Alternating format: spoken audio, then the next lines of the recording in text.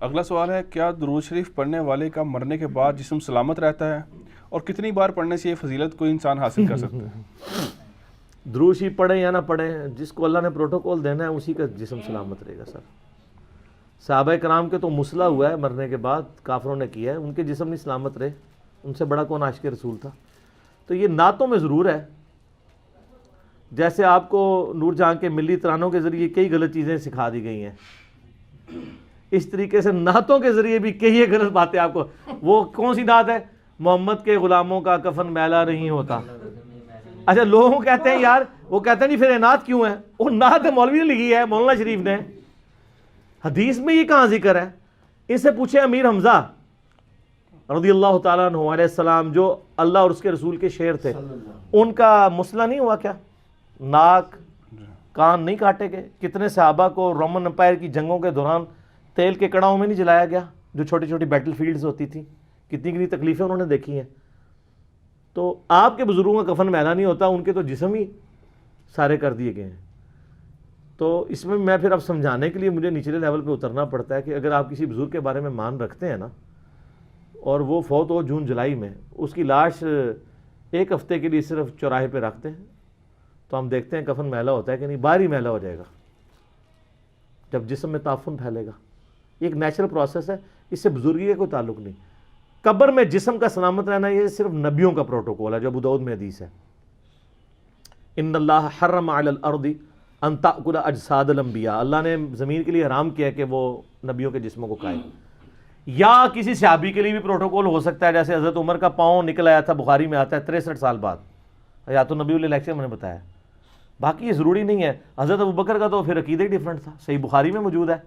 حضرت ابوبکر نے حضرت عائشہ کو بلایا اور کہا رسول اللہ صلی اللہ علیہ وسلم کی وفات کتنی عمر میں ہوئی تھی؟ ان کا 63 سال میں. ان کا میری عمر کتنی ہے؟ ان کا 63 سال.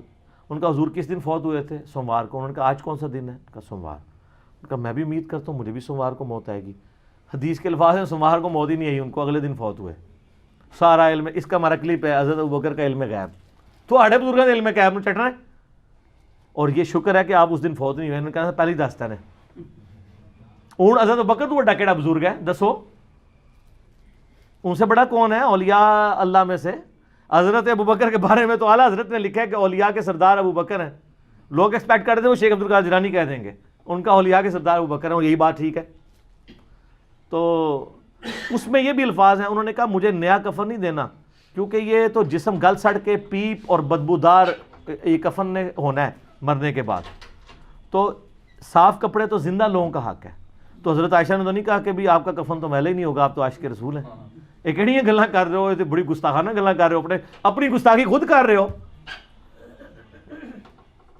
یہ آمدہ جو بندہ یہ کہنا کہ کفن میلا نہیں ہوتا، اس کو کہ میلا تو چھوٹی بات ہے. حضرت بکر تو اپنے بارے میں کہہ رہے ہیں. اب یہ بے شک کہتے ہیں عاجزی کے لیے کہہ رہے ہیں، جو کچھ کہہ رہے ہیں، لیکن انہوں نے امت کو یہ عقیدہ بتا دیا ہے کہ یہ نیچرل پروسیس ہے. ہاں سائبیریا کے اندر آپ 10,000 سال کے بھی کوئی لاش رکھ دیں تو وہاں واقعی کفن میلا نہیں ہوگا. ہاں یہ بھی ہے، میں آپ کو طریقہ بھی بتا دوں کفن میلا نہ ہونے کا. 10,000 سال تک بھی وہ فریز رہے گی، نہ لاش خراب ہوگی نہ کفن میلا ہوگا. یا پھر جو فرعون تھے مصر کے، ان کے پاس ممیز کو سیو کرنے کا طریقہ تھا، مجھے نہیں آتا، مشکل ہے. سائبیریا ذرا بہتر ہے. آنا مزارات سارے ہوتے شفٹ کرو، اس میں پھر بائی پھر تسی کٹ کے دس بھی سکتے ہو. اس میں پھر 20 مرتبہ درود شریف پڑھنے کی بھی ضرورت نہیں ہوگی. کیا 20 بار درود؟ نہیں ضرورت ہی نہیں، سائبیریا لے جاؤ. ویسے اللہ گل ہے کہ سائبیریا تو پرندے سردیاں اتنے آ جاتے ہیں برڈ فلو لے کے، کیوں نہیں ساز بھائی؟ اچھا یہ سر یہ پرندے نے ہائے ہائے ہائے یہ کہتے ہیں بزرگ بہت کام کرتے ہیں، بزرگ اڑ لیندے نے. اے سائبیریا بزرگ اڑ کے جا کے دس سکتے ہیں سر؟ آلموسٹ آپ سمجھ لیں 8-10 ہزار کلومیٹر کا سفر بغیر ریفیولنگ کے یہ پرندے کرتے ہیں، اور سوتے بھی عوام میں، نہ کچھ کھاتے ہیں نہ پیتے ہیں، یہاں کے لینڈ کرتے ہیں. یہ تو بوئنگ 747 کو بھی ریفیولنگ کی ضرورت ہوتی ہے. اور آپ اگر پر ان کے ہاتھ میں نے وہ پرندوں کے شکار یہاں ایک بندہ وہ لے کے آیا نا، وہ والا پرندہ سرخاب، وہ میں نے پرندہ مونو کہنا ہے جی دیکھیں علی بھائی یہ وہ پر ہیں، کوئی بوئنگ کوئی ایئر بس اس پر کا مقابلہ نہیں کرتی. ٹھیک ہے جی، سوتا بھی ہے ادھر پہنچ جاتا ہے. یہ جناب میرے اللہ نے بنائے اور اینا دا سر ہے جہد سارا نیویگیشن سسٹم ہے, واپس جا کے اسی جگہ تے بہندے نے جتھے جتھے انہوں نے اپنے گھونسلے اور انڈے دیتے ہوندے نے. ٹھیک ہے, یہ جناب اللہ دی مخلوق ہے. یہ تو کہتے ہیں بزرگ, میں کہنا اللہ تعالیٰ نے جڑے پرندے بنائے نے انہوں نے برابر نہیں کوئی ہو سکتا. اچھا یہ ساری چیزیں بعد میں شروع ہوئی ہیں.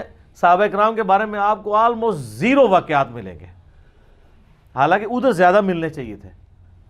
وہ زیادہ حقدار تھے کہ ان کو آئے دن زیارتیں ہوئی بھی ہوتی, آئے دن وہ واقعات. تو میں اس کو اسی پہ کنکلوڈ کرتا ہوں جو میں ایک اکثر بتاتا ہوں کہ صحیح مسلم میں حدیث ہے, بنو سلمہ نے ارادہ کیا کہ مسجد نبوی کے قریب شفٹ ہو جائیں. نبی الاسلام نے ان کو دیکھا تو آپ فرمایا کیوں؟ ان کا یا رسول اللہ اتنی دور سے چل کے آتے ہیں, جماعت کا مسئلہ ہوتا ہے. تو ہم نے کہا ہم شفٹ ہی ادھر ہو جاتے ہیں. آپ فرمایا جتنے قدم چل کے آتے ہو تمہیں ہر قدم پہ نیکیاں ملتی ہیں. تو انہوں نے مدینہ شریف میں مسجد نبوی کے قریب شفٹ ہونے کا ارادہ ترک کر کے واپس اپنے گاؤں میں چلے گئے, اتنے قدم چل کے آئیں گے. تو میں اس پہ ایک معصومانہ سوال کرتا ہوں, آپ تو بزرگوں کے بارے میں کلیم کرتے ہیں وہ اڑ کے پہنچ جاتے ہیں. تو نبی الاسلام صحابہ کو کہتے ہیں یار اولیاء اللہ تو تمہارے قدموں کی خاک ہیں, بلکہ وہ جو ایک اور انہوں نے بنایا ہوا ہے کہ اگر کسی فلاں شخص کی گھوڑے کی سم سے خاک اڑے اور وہ جا کے ادھر جناب ناک میں کسی گھوڑے کی بیٹھے اور اس سے بھی زیادہ ایک جو ہے صحابی افضل ہے, تو یہ صحابہ تو جو ہے اتنے افضل ہے, تو آپ کے اولیاء اللہ بغیر بوئنگ 747 کے, بغیر اونٹ کے, بغیر گھوڑوں کے ایک نماز پڑھتے ہیں مسجد نبوی میں, دوسری پڑھتے ہیں بیت اللہ میں, تیسری پڑھتے ہیں بیت المقدس میں جا کے. ٹھیک ہے جی, اور چوتھی جو ہے وہ واپس آ کے جہلم شریف پڑھتے ہیں یا لاہور شریف پڑھتے ہیں یا کراچی شریف یا اجمیر شریف یا بغداد شریف. تو صحابہ کرام کو تو دماغ میں نہیں تھا کوئی بندہ اڑ سکتا ہے, تو ورنہ کوئی ایسی بات ہونی چاہیے تھی نا, کیونکہ اس زمانے میں لوگ اڑا نہیں کرتے تھے. یہ ایوولوشن شاید ہو گئی ہے کہ اب لوگ اڑنا شروع ہیں. ایوولوشن بھی یہ ہے کہ اگر پہلے اڑتا تھا تو اس کے پر آہستہ آہستہ ختم ہوا ہے. ایوولوشن یہ تو ڈارون بھی نہیں منتا کہ کتے پر نہیں سن تو ہوں اگنے شروع ہو گئے نے. یہ وہ ایوولوشن ہے جی ڈارون بھی نہیں منتا. ٹھیک ہے, وہ کہتے ہیں پرندے سن تھلے آئے تو اینج ہویا. تو یہ جڑی یعنی صوفیاں دی اور مولویاں دی ایوولوشن ہے تو بڑی ڈاڈی ہے. تو اس زمانے میں یہ کوئی باتیں نہیں ہوا کرتی تھی, اسی لیے مذاق بنا ہوا ہے اور اسی لیے دنیا جھوم جھوم کے کہہ رہی ہے کیا نام ہے بابی, نام ہے بابی, میں ہوں مسلم علمی کتابی. ٹھیک ہوگا جی. سبحانک اللہم و بحمدک اشہد ان لا الہ الا انت استغفرک و اتوب الیک وما علینا الا البلاغ المبین. صلاۃ بر محمد و آل محمد, اللہم صلی علی محمد و علی آل محمد وبارک وسلم وصلی علیہ. سبحان ربک رب العزت عما یصفون وسلام علی المرسلین والحمد للہ رب العالمین. جزاک اللہ خیر.